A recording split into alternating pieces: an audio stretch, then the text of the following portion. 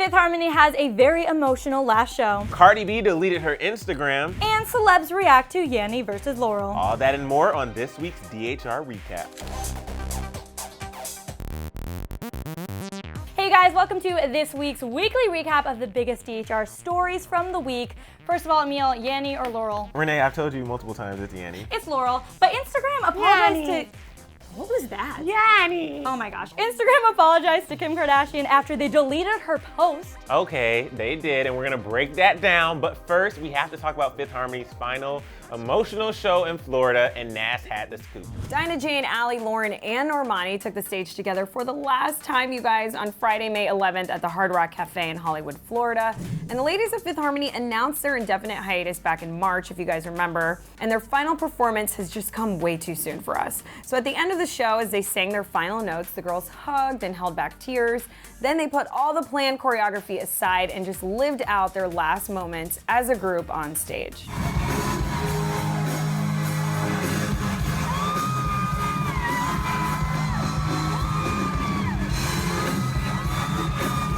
So as you guys saw, the ladies got together for a quick final bow in front of their fans, and they were clearly emotional, but they smiled through all the final moments on stage together. And after their bow, you could tell they didn't really want to leave the stage. The foursome blew kisses, they accepted gifts from fans, gave high fives, did some freestyle dancing, and waved goodbye to literally every single person in the audience. Following the show, the ladies sent some sweet farewell messages to their fans and each other on social media. Normani posted a black and white backstage photo of the group and wrote, quote, "Forever and always, I love you more than you'll ever know. Thank God for all of it." Dinah Jane posted a fresh face photo of the girls and signed off with, "Till next time, Fifth Harmony." And Allie also posted a backstage photo writing, "I love you," while Lauren posted this Insta with a simple thank you. And on the official Fifth Harmony Twitter, the group sent a note to their harmonizers saying, "We couldn't have asked for a better final show. Thank you to everyone who came out tonight. Florida, we love you. You're forever in our hearts." The girls followed that up with a final photo together at the event saying, "What a way to cap off 6 years together. Thanks for the memories." But you know also had me bummed out this week? Cardi B deleted her Instagram all because of Azalea Banks. And Aaron has a story. So Cardi and Azalea have never really gotten along, and it all started when Azalea called the Bodak Yellow singer a, quote, poor man's Nicki Minaj back in 2017. Now Cardi responded to that diss by simply posting a video of Azalea dancing and singing along to her songs at the club. This time though, things are not gonna be solved as easily, you guys. While appearing on the Breakfast Club radio show, the always outspoken Azalea called the mom to be, quote, illiterate, untalented rat, and that she is a, quote, caricature of a black woman. And it was all because Azalea was talking about how the conversation surrounding black women has changed when Beyonce released Lemonade. There was just this really, really, really intelligent conversation going on nationally, and then everything just kind of changed, and then it was like Cardi B. Obviously, no one would like to be called these things, especially in such a public way. So Cardi responded to the words by posting a note on Instagram saying, "I'm from the hood. I speak how I speak. I am how I am. I did not choose to be famous. People chose me." The note mentions how Azalea has had feuds with multiple black women in entertainment and that she thinks that she's, quote, advocating for women, but doing the opposite.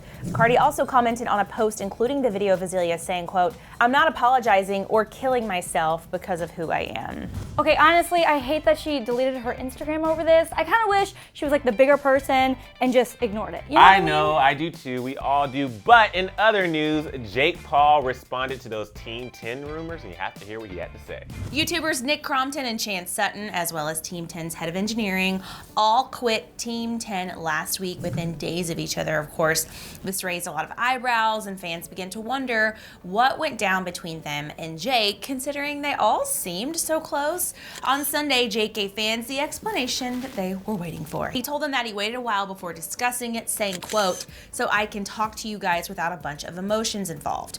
Jake also spoke out about rumors surrounding his father, Greg, and what exactly his role is in Team 10. The rumors about Greg began when an anonymous source claimed that he was the reason Nick and Chance dropped out. And to be honest, based on a recent Twitter exchange between Greg and Nick, it seems like that might not be too far off base.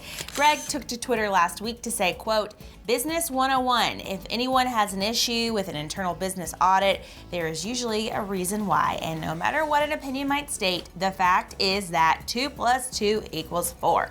Of course, this did not go over well with Nick, who responded saying, "But nobody had an issue with you auditing. People had an issue with being verbally abused, watching their coworkers be fired around them, and not being kept in the loop. Business 101 communication. Every time you publicly post to try to make myself or the team look bad, I will respond." So considering the back and forth on Twitter, Jake addressed the drama about his father directly in his vlog, admitting that his dad, Greg, was partially responsible for the, quote, friction in the Team 10 family. However, he went on to defend his decision to bring his dad on board, saying that business advisors told him to bring someone on his team that ultimately has his best interest in mind. Wholeheartedly wanted nothing else but to protect me, who didn't care about my money, who I could 100% trust no matter what. Jake ends his thoughts by saying, and that one person was his dad. I don't know about you, Renee, but I'm so happy that he cleared that up. And speaking of clearing things up, we have to clear up the fact that it's Yanni, not Laurel. I can train myself to hear Laurel if I focus, but I have to focus really hard to hear Laurel.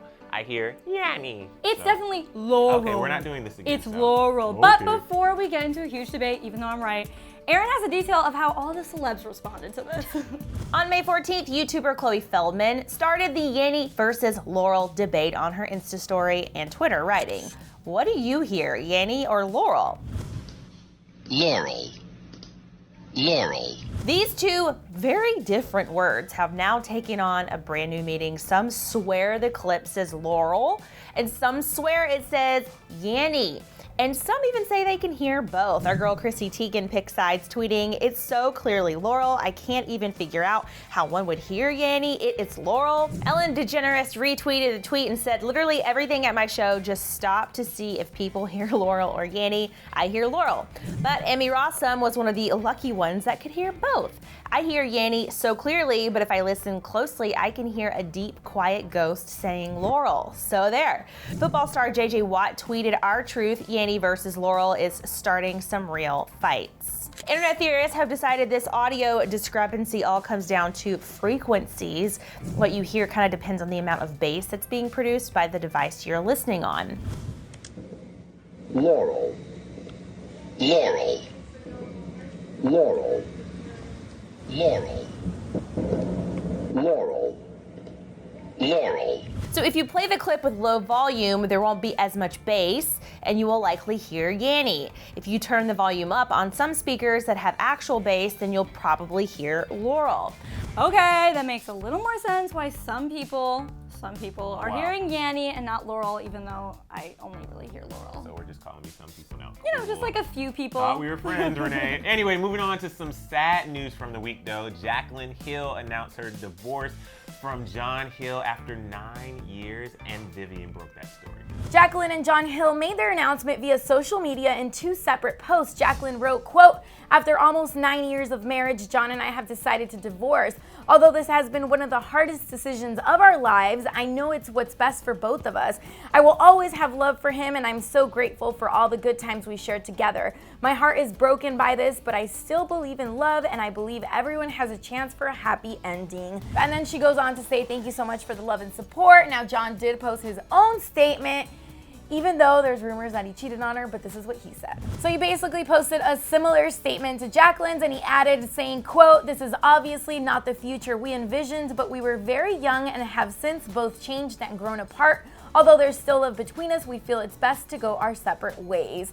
It was just last month that Jacqueline and John appeared to have unfollowed each other on Instagram, which concerned many fans since Jacqueline had also been pretty MIA from YouTube. Jacqueline did apologize for her absence, saying a lot was going on in her life and she'd let us know when she was ready. Now, Jacqueline did return to her channel, but for fans, that was pretty much confirmation that there was definitely something up.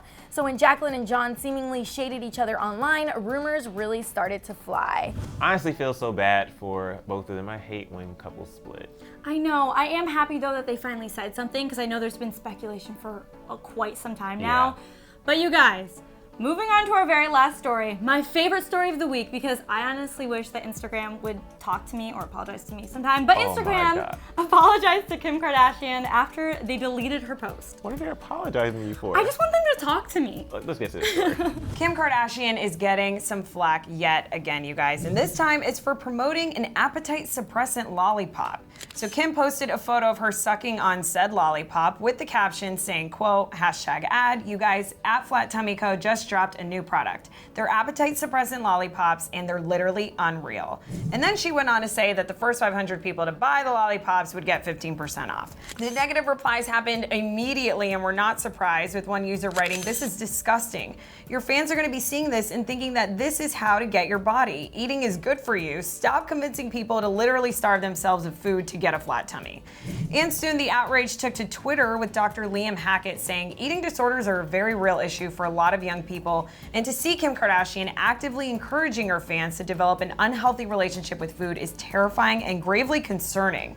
And then Jamila Jamil from The Good Place chimed in, tweeting, "No. F off, no, you terrible and toxic influence on young girls. I admire their mother's branding capabilities. She is an exploitative but innovative genius. However, this family makes me feel actual despair over what women are reduced to." With this storm of negativity, Kim deleted the photo from her page after only a few hours. However, the last time we checked, the promotion still appears on her Instagram story. All right, you guys, now our favorite part of the show. You may think we don't read your comments, but we do. And so about this whole Laurel versus Yanni debate, Abby responded and she said, "That's crazy. At first all I heard was Yanni. I tried it like 15 times and didn't understand how people could hear Laurel. Then I heard bits and pieces of Laurel. Then I just slowly said Laurel as it was playing and I heard it saying Laurel." Girl, bye. First of all, Abby, I've tried to do that with Yanni so many times and it just doesn't work for me. I will say, Abby, it was easier for me to hear Laurel when I focused on Laurel. I don't understand how people can't hear Yanni, but I'm just gonna let it go. It's not gonna be people who hear Yanni are smarter than other people who can't hear Yanni, or are more Laurel people attractive, are like the good people. or like just have better lives in general, and are taller. I don't know. Yanni, but moving on. There's no shade. No, just kidding. I can hear both, so the people who can hear both are clearly superior to all the others. Anyway, so my favorite comment comes from No Name. Oh, I was about to say No Name. No Name, who shared their thoughts on our story about Ariana Grande and Mac Miller unfollowing each other, which was some tea. So they said, "Okay, I don't think unfollowing someone means they are in a feud. It probably just means they don't talk or are giving each other space. Here's the thing. If I break up with my boyfriend and we unfollow each other, unless the relationship ended on bad terms, or didn't end on, God, I can't talk. If the relationship ended on bad terms, of course I would unfollow. But if it ended where it was amicable and we were fine, there would be no reason for me to unfollow unless you start dating somebody else, and then I don't want to see that. But true. No, it could just be it hurts. Like, if you have been dating someone for a long time and you still follow them, you don't want to be scrolling down your timeline and all of a sudden you see their picture and you're like, "Oh, maybe we can give it a shot again." Yeah, I think it threw people off though, because she made it very clear to everyone, or tried to make it clear that they're still best friends. So wouldn't you want to follow your best friend on Instagram unless something happened? Also, it was like a delayed reaction. It was a little bit after they broke up. So I think that's why people are suspicious what might have led to that. All right, you guys, that is it for this week's recap, but I gotta know, did you have a favorite story from the week? Let us know. Let us know, and then don't forget to subscribe and find us on our socials. You can find me at Emil Ennis Jr. And you guys can follow me at Renee Ariel. And we'll see you next time. Bye, guys. All right, you guys, now you gotta click right over here to see what everyone's saying about 13 Reasons Why Season 2, because it's not that good. And of course, don't forget to subscribe by clicking that button right there. We're gonna wait for you. Right, just like now? Did you click it? Did you already? I don't know if you clicked it yet. Yeah, okay.